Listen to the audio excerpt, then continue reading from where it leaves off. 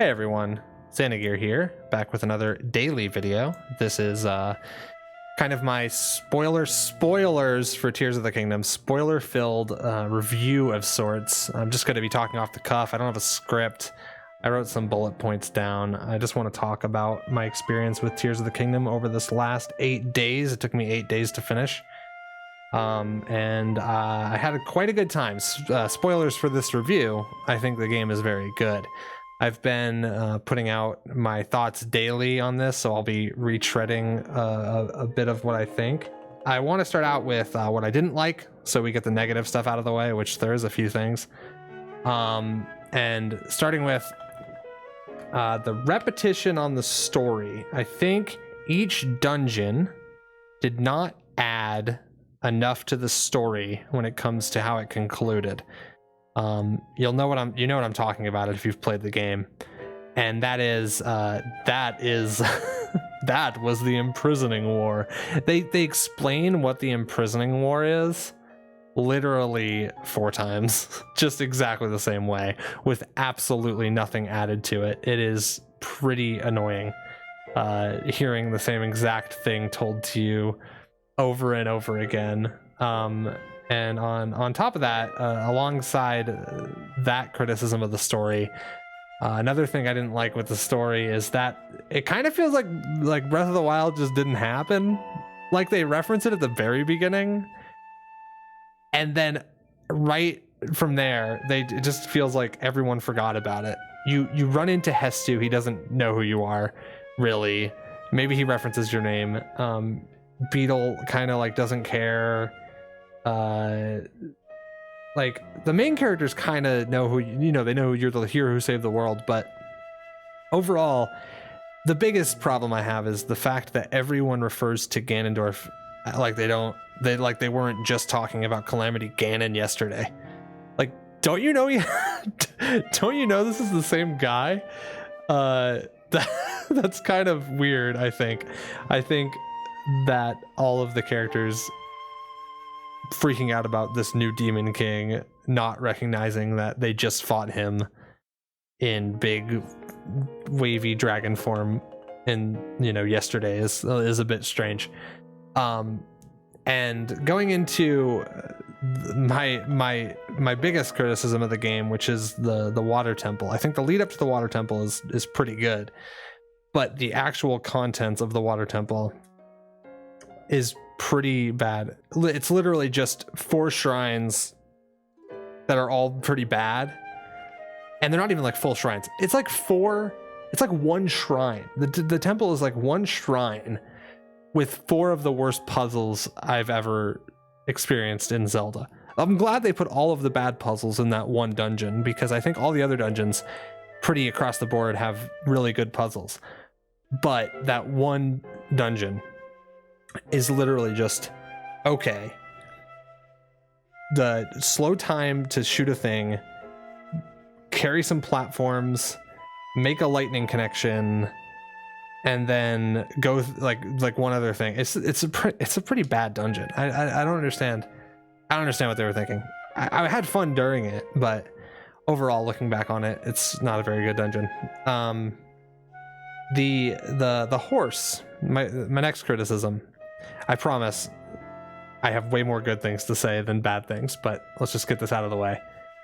The horse, I don't understand what they were thinking. They put in the ability to summon your horse anywhere in Breath of the Wild in the DLC. And then in the sequel, they just said, screw it. We don't need that again. We don't need that anymore. Maybe I think I looked it up and I didn't see anything. If I'm wrong, correct me in the comments. But as far as I know, there's no way to summon your horse anywhere. And I use the horse a lot. I know a lot of people I talked to didn't use the horse basically at all. But I just don't understand. Why can't you summon your horse anywhere? My friend Gary pointed out that you can summon the horse to any stable. So your horse has teleportation to ability. So lore wise, it doesn't make sense as well. So no excuse. Let me summon my horse anywhere. You could say, oh, they want you to build stuff. They want you to build stuff in this one, but like, come on, let me choose to ride my horse if I want to ride my horse. That's not That's not a good reason. But that is all the complaints I have about the game. That's everything I didn't like. Literally all I didn't like was just those few things. Starting with what I love, from the beginning, the tutorial was excellent. I think it was much better than the Great Plateau. I think it introduced the abilities in a really fun way and gave you a much bigger, more involved place to explore and really experiment and mess around. And I think experimenting with the abilities is more fun in this game than Breath of the Wild. I think Breath of the Wild's abilities were kind of like really good for what they did with it, but looking back on it, what I keep saying is that this game makes Breath of the Wild feel like a goddamn tech demo. It's bonkers. I don't understand how they did that, because Breath of the Wild is one of the greatest video games ever made, but they did it. They made Breath of the Wild feel worse than it is, which is glowing praise for this game. I just think that experimenting with every ability in this one, Ascend especially, Ultra Hand is incredible. Like, it's crazy. Rewind Time would be the most interesting, best ability in most other games. But in this one, speaking of, in this one, it's the least interesting, and it's still amazing. So I just really liked the tutorial. I think it was amazing. And going with that, emergent moments in general in the game were just constant. I never take clips on my Switch. I took so many clips of stuff that happened on my Switch because I was having such a good time and I just wanted to share things with people. You know, I made that, if you go to my main channel, I made that lawnmower video where I made a lawnmower that actually cuts grass manually. I had so much fun and not just building, but also just like running into things, experiencing moments, just watching an enemy, you know, throw a rock at you and you recalling it back at them, or just discovering things that are unique to your playthrough. Rolling the Koroks down the hill, strapping rockets to them. You know, you've seen the TikToks and all the clips and stuff. It's just an incredible experience from start to finish. Absolutely amazing. And the depths were so freaking cool. I love Dark Souls. Dark Souls is my favorite game of all time. Maybe not anymore with how incredible this game is, honestly. And the Ash Lake in Dark Souls, discovering in Dark Souls that, you know, going through 2 illusory walls, going through this giant tree, and then arriving at a new zone that is totally optional, was incredible in Dark Souls. And in this, it gave me the same exact experience where I feel like you're pushing into the depths on your own. The game rarely forces you there, and you are left to explore entirely on your own need as a human to experience and find interesting things in this incredible open world. And the depths just feels like it's just purpose built for you to explore and be curious in an area. And I just love the depths so much. And a lot of people I talk to are not having that much fun in the depths. And I think that, like a lot of things that I really love, I think it being built not for everyone allows it to really hit the nail right on my head as something I love. And this isn't like a hipster, oh, I like it because other people don't like it. It's specific in a way. It's specifically designed in a way that allows people, allows me to like it. And if it wasn't designed that way, if it was designed to appease everyone, it would be less interesting to me. So it's just amazing. I love the depths so much. And next I want to talk about the moment that is going to be the moment that I remember from this game and any game for the next like 10 years.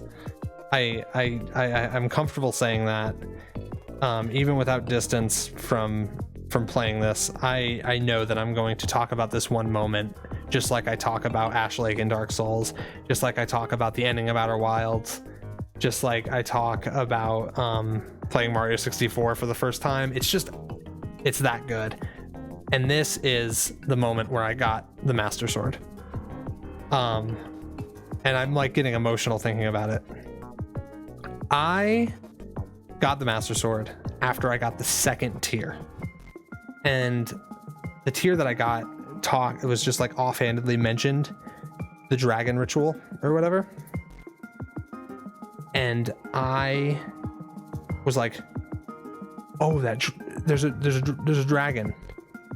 And I had heard, without any spoilers, I had heard about a friend of mine, Hectique, who is another streamer, rode the dragon at the beginning of the game right out of the tutorial and rode it to the Wind Temple before he got the glider. And so I knew that you could ride a dragon. That's all I knew though. And I had made the connection. I'm gonna rewind back to an earlier trailer. I made the connection whenever I went back to my daily video, because I started recording my daily video in the Water Temple. I think it's day 2 or 3. You can go back and look at it. I was zoomed in on a dragon with a sparkle coming off their head, and I was like, huh, is that dragon special in any way? And when I watched the tier, I was like, oh, no way they would make that dragon matter. There's zero chance they would just make it accessible right from the beginning of the game. There's no way. So I went and I looked for the dragon for 5 hours while I was doing other stuff in the game. I was exploring the depths, I was doing quests, whatever, but I was always looking at the sky for 5 hours. And I just, every time I loaded, I would just look up, look around. And I kept teleporting back to the Water Temple, hoping they were there again. And I finally saw it. And at that point, I had such heavy doubts that I saw the dragon and I ignored it for another hour. And I was like, no, it's nothing. I'm just gonna stop. I gotta stop because it was driving me crazy because I was making no progress in the game. And then I finally saw it again, and I'm like, ooh, it's in reach. So I went to the Water Temple, I strapped a rocket to my shield, and I flew to it. And when I crested the head of the dragon and saw the sword, I freaking lost my mind. It was the best experience I've ever had. It was so good. It was like playing Outer Wilds, where you like connect something in your head and you choose to go after something that the game did not explicitly direct you to. And the game does explicitly direct you to it later on in the main quest. But I didn't know that. And the experience became much more special to me because I didn't let the story take me where it wanted me to go. And because of that, it ends up being one of the greatest moments I've ever had. And touching on in a similar way later on in the game, and I actually still don't know this. I haven't went back there to the Stormy Island in the Sky, the Dragonhead Isles. I haven't went back there yet, but I did ask my friend if the storm ever clears in the main story, because what I did was I went to Dragonhead Isles before the storm clears, presumably if it does clear, and I couldn't see. If you go there, go ahead and go there. If you have like an earlier save or something, or maybe you went there earlier. If you go there early, the clouds are so dense that you can't see 2 feet in front of you, and you basically you can't play, you can't do anything. But I didn't know that. I persevered and I went through Dragonhead Isles in the dark, not being able to see. And I got through it, and at the end of it, you're like, it's like main quest unlocked. It says main quest 5th Sage or something. And I was like, what? Oh, this is a main quest? And at this point, this was in the main quest, I was at the point where you see Zelda on top of Hyrule Castle, and you're about to enter the end of the game. And I thought at this point, surely there's no more main quests after this. That's the end of the game. Let me go ahead and wrap up some stuff I wanted to look at. And one of those things happened to be the giant storm in the clouds. So another experience that I feel like is unique to me, even though maybe, a bunch of other people probably are going to do this, but not most maybe. And it just feels like that story that I can tell you on YouTube. And it's just incredible. What an incredible game that Nintendo allowed us to just do whatever the hell we want to in. This is nothing like any other game I've played before this. It's truly, truly special to me. And I'm glad I was able to share it with you on YouTube on this daily video. And I think that'll do it for me. I think I have some other stuff I have written down. Combat's amazing.